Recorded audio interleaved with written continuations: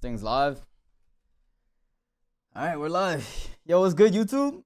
What's good, my Disman, my militia? Salute to the general. Dab me up. You know what I'm saying? For my Twitch boys out there. It was announced today. It is currently 4:08 p.m. on August 2nd. I was about to say at August 2nd. On August 2nd, I've been dropped, right? Right before Worlds. Y'all probably saw it on Twitter. If you didn't, right here. It is what it is, you know? Now, the announcement could have been a surprise to a lot of people. And as y'all know, I've been with FaZe for, I believe it was right before last Worlds when I joined them. Or right after Worlds, I joined them. Obviously it sucks not to be able to go to Worlds with them, but maybe it's for the best. I want to start this video off by saying it's my fault. I'm not on the team. I acknowledge that. I take responsibility. I could have done way more for this roster. Although it was very hard, and I'll get to that. I've seen a lot of ups and downs with this roster. I knew joining this team, it was a high risk, high reward. This team had the most potential to win a world championship from North America. I still believe that this team has the talent to do it. So I wish them the best moving forward. I think it's likely now? No, I do not. And that's not because I'm not on the team. That's just because of what I know that is happening behind the scenes. I don't think that they're going to perform at Worlds. A lot of people on Twitter are saying that they're not moving on with the coach. To drop their coach right before is stupid. Blah, blah, yada, yada. They do have a replacement for me. I wish him the best of luck moving forward with this roster. He's going to need it. The reason why I really wanted to make a video is because with me being on First Touch and on streams even, I've caught a lot of criticism for how I was responding publicly to my team. It's okay. I'll accept all criticism. I've faced the French. I've faced everybody. I'm not scared of you, okay? I'm not intimidated, all right? The old me probably would have been in the shell, something. This me, I don't care, bro. Say what you got to say. It doesn't matter. This internet, whatever. The main reason I'm here is to express what was actually happening behind the scenes. So let's just take it back. So right after we had a disappointing spring third regional, I don't even know what it's called. I'm not even gonna, I think it's Spring Cup. We had a disappointing Spring Cup, which knocked us into a tiebreaker with Gen G. It went absolutely abysmal. The most nervous I've ever heard them boys. Mist wasn't on the game. Sip didn't want to play the game. And FK was on the game, but more than the other two, but still, I don't think he was on the game grinding as much. And it all led to a decline. Wow, I got to take it all the way back. So y'all remember the time when we was winning everything? Or not everything, but like, you know, there was a time and period where we won 2 regionals and then we got second in another one. Like, or we got 9th through 12th and then we won 2 back-to-back. And then we went to the major and got second. You remember that performance that we had? So before that, we were performing lackluster, and I spoke to my general manager and implemented a incentive to get the players to play the game. This incentive was force the players on the game if they, if they wanted more money. It was top 20 in 2s, and you'll get your incentive. Heading into that split, I think Sip was 1,600 in 2s, and by the end of it, the second place finish, he was top 20 in 2s. And it was a clear correlation between the players actually playing the game and our success. Now we go into this third regional or this third split, and it drops off again. And I go to my general manager and I tell him that we are going to underperform come this last regional. The regional that we need to make in order for us to be successful and or in order for us to get to the major. There's no response, which is, it was a little bit of a late message, but there's still no response, so there's nothing he can really do about it. Again, the players do what the players did, which is not get on the game, and we have a poor performance. There's just so much that went on behind the scenes, and as a coach, it's hard to incentivize your players and motivate your players to want to play a game when you're remote from them, when you're not around them. They're in a whole different state, and I'm supposed to tell them to get on the, I'm supposed to be an enforcement to or motivator to get them to get on the game. Perfect world for Roldis. If as phase coach, a perfect world. Phase A, Firstkiller, Mist, and Typical, and I get phase B, a bunch of 3 young guns that are hungry and want to be on phase A.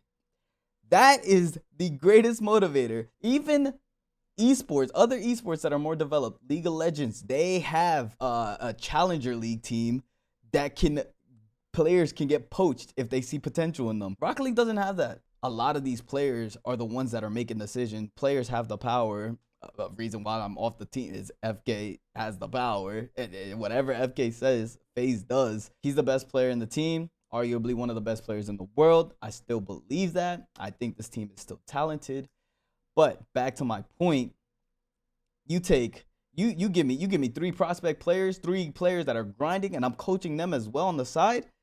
I can easily take one of the players that doesn't want to play the game in order to improve and just plug them in. And I wouldn't care what Mist or FK or vice versa, as typical FK, whoever does not want to play the game, they don't got to play the game. I got Jimbo and I got Bob. They ready to come in. I've been rambling. But okay, the main reason we clicked on this video is to hear what happened behind the scenes. I'm not going to go too in depth because a lot of personal reasons I don't really want to put people on blast. It's causing a lack of motivation, specifically for Typical. He has expressed to me that he's not sure if he wants to continue his career in the game. I love the kid. He's someone I came up with. For me, it was hard to kind of balance and try to get him in the right mindset to continue and pursue. I respect Typical's decision. If it's draining him, he should focus on his mental health. He should take a break from the game. I've told him this. There was where was it? Oh, the Netherlands. We were in the Netherlands. When we boot camped in the Netherlands, we had a talk, like a face-to-face, mano-y-mano. I'm telling him what he needs to hear, and he's talking how he wants to talk. And that conversation kind of went with Sip, retire. Like, you're done. If you don't want to play, you're done. Stop playing the game. Retire. And it kind of went back and forth with Sip saying, why would I retire? Cha-ching, true. But you're hurting the other 2 players. Now, this goes to show how the rest of the season has gone for us. Trying to motivate 2 players to do everything in their power to do their jobs. It's frustrating to know that you care more than the players. The mentality. XB was the previous coach and left. XB quit coaching FaZe Clan because he said they were uncoachable. Well, I'm going to leave that with Typical. I mean, some of that stuff might get edited out. I wish the best for him in his future. Mist. Way back when he was the kid I came into RLCS with. It was me, Mist Hoxer. He tried to kick me then.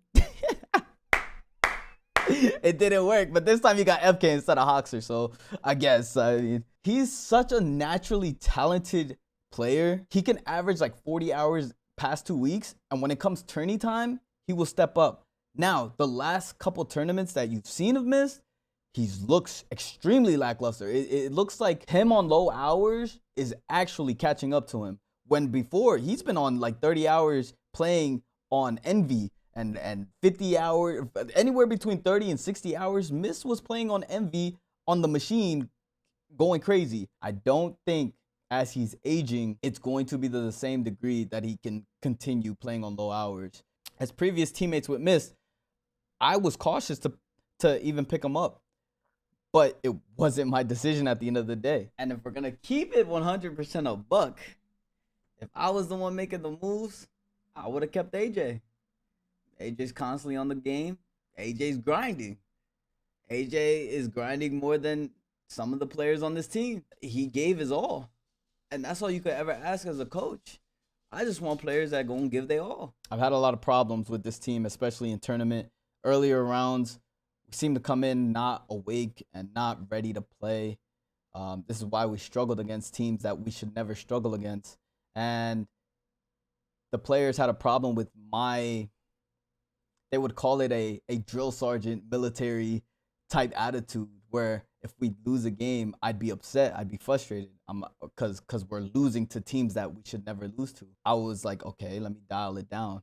And I think it was at that moment where my own players didn't want to be criticized by me in such a harsh way. Now I get it. We have the rest of the tournament to play, so why harp on one series? I understand that. I can always, and that's what I did for the rest of the split, and we still didn't win. But I understand where they're coming from. It doesn't help to be negative after you lost. But on the contrary, being positive didn't help us either. And I think the preparation before the tournament is what the problem is. My biggest gripe with this whole entire roster is scrims. We could never prepare correctly because they didn't want to take it serious. I've struggled with them the entire time, the entire split. We would play bad in a tournament, say we needed to do replay reviews. We'd go to replay reviews, half the team showing up late. We sit down, we start to do replay reviews, and then they just blame it on mechanical errors and we need more time on the game. And then they don't get on the game. Where I'm sitting is, I got players that don't want me to be a military drill sergeant and tell them how it is in order for them to be successful, which is ultimately what I should have did, and I should have stand on it. And if I would have got kicked way earlier than complying and lost a couple months of paychecks, that should have been fine with me. And moving forward, that is going to be fine with me. I'm telling you how it is. From now on, I don't care anymore. I sat quiet for way too long. And I got another side of players that every time every time we perform bad, that is when we want to do replay reviews and we actually want to practice. But then when it comes to the practices, we still don't take it serious. We're still complaining about who we're scrimming. We're still complaining about if there's a gap in the scrims. If there's 3 scrims a day for multiple days, we're complaining. Depending on the teams we're scrimming, we're complaining. The list goes on and on. I had so much stress dealing with this team that when I found out that I was getting removed, it was a little bit of relief. Now the last player, first GM, FK, Firstkiller. This kid is one of the best players in the game. He's matured a lot. I've seen a lot of growth in this kid, and I'm honestly proud of him. And speaking of his maturity, I want to talk about the lack of maturity.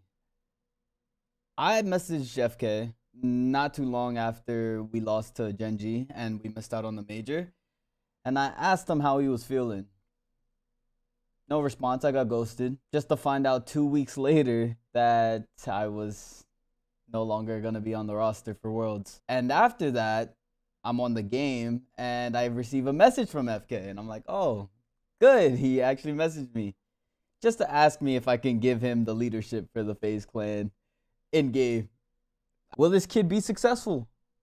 And by successful, I mean win championships, win Worlds, win majors. Possibility. How probable is it? I don't think it's probable. And there's one main factor as to why I don't know if FK can win a chip. It's because of Daddy.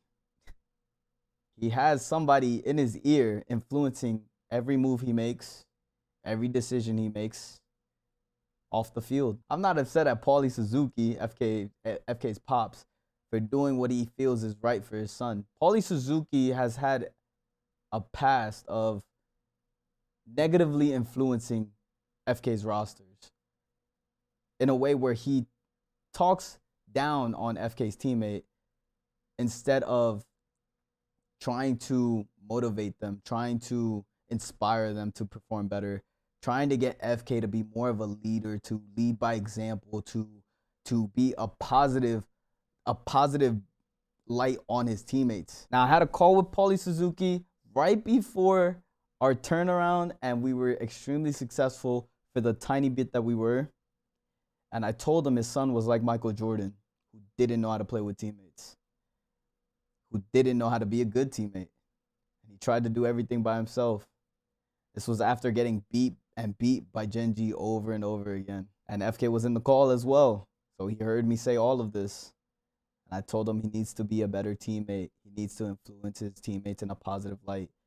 His teammates look at him as the leader of the team. The best player on the field will be looked at as the guy who is judging you the most.